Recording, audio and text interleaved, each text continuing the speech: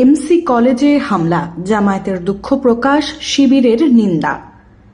সিলেটের এমসি কলেজে ইংরেজি বিভাগের তৃতীয় বর্ষের শিক্ষার্থী মিজানুর রহমান রিয়াদের ওপর হামলার ঘটনায় ইসলামী ছাত্র শিবিরের কিছু কর্মীর সম্পৃক্ততা স্বীকার করে দুঃখ প্রকাশ করেছে সিলেট মহানগর জামায়াতে ইসলামী।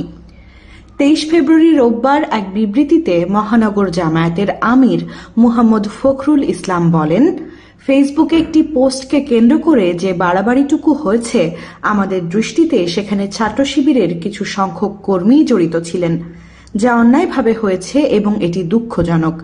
আমরা এই ঘটনার তীব্র নিন্দা জানাই ও দুঃখ প্রকাশ করছি। এই ঘটনার সুস্পষ্ট নিন্দা জ্ঞাপন করছি, দুঃখ প্রকাশ করছি।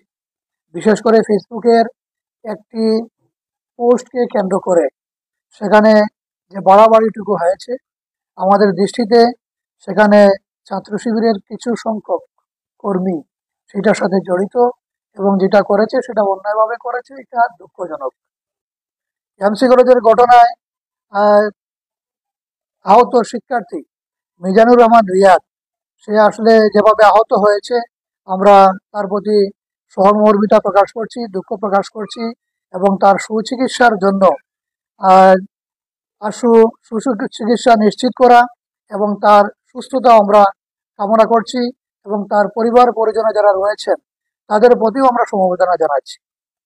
তবে মহানগর জামায়াতের এই বক্তব্যের তীব্র নিন্দা জানিয়েছে মহানগর ছাত্র শিবির। এক বিবৃতিতে তারা বলেন, শিক্ষার্থীদের পারস্পরিক দ্বন্দ্বকে রাজনৈতিক রূপ দিয়ে শিবিরকে দোষারোপ করা হচ্ছে। তারা জামায়াত আমিরের বক্তব্যকে বিভ্রান্তিকর উল্লেখ করে তা অবিলম্বে প্রত্যাহারের দাবি জানান। এমসি কলেজে গত 19 ফেব্রুয়ারি রাতে শিক্ষার্থী রিয়াদের উপর হামলার এই ঘটনা ঘটে। তিনি তালামিজে ইসলামিয়া নামক সংগঠনের নেতা বলে জানা গেছে। Nishat Anjum, desk report, education Times.